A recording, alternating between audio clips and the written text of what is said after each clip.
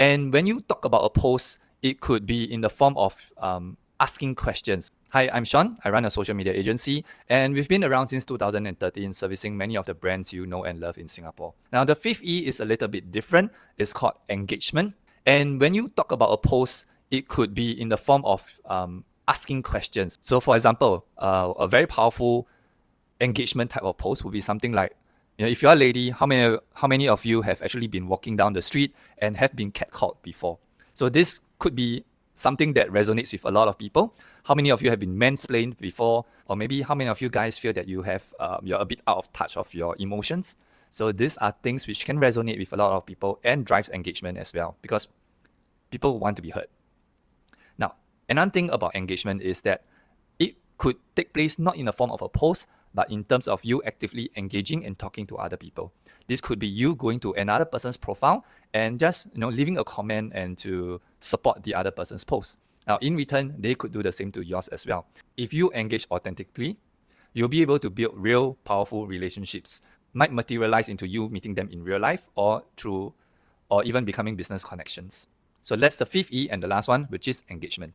If you want to learn more social media tips, tricks, and strategies, be sure to follow, and I'll be bringing you through how to create content that will bring more inbound leads. So to summarize, if you want your post to do better on social media, you need to include one of these 5 E's. Make sure that your video is in one of these categories. The first E is in education, whereby you provide value in terms of knowledge, in terms of updates, in order to teach your audience something that is in your expertise. Now, the second one would be entertainment. And that is when you bring in emotions like happiness, joy, sadness. Basically, you allow this person to escape from the real world, for a little while. That's entertainment. Now, the third one would be empathy. And that is when you build a very human connection with your audiences through telling your story in a very real way, letting them be a part of your journey so that they don't just see you as a content creator, they see you as a real individual who actually happens to be creating content. Now, the fourth one would be exclusivity.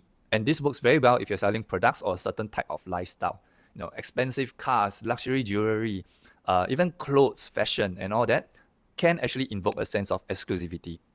Because people don't just buy a product, they buy into a lifestyle. And the last one would be engagement. So this comes in two forms. The first one is when you do a post, you'll be able to create some form of questions, polls, or surveys in which people can answer and have their voice heard. Another way would be for you to actually actively engage with other people on their social media profiles or through your own social media posts and DMs.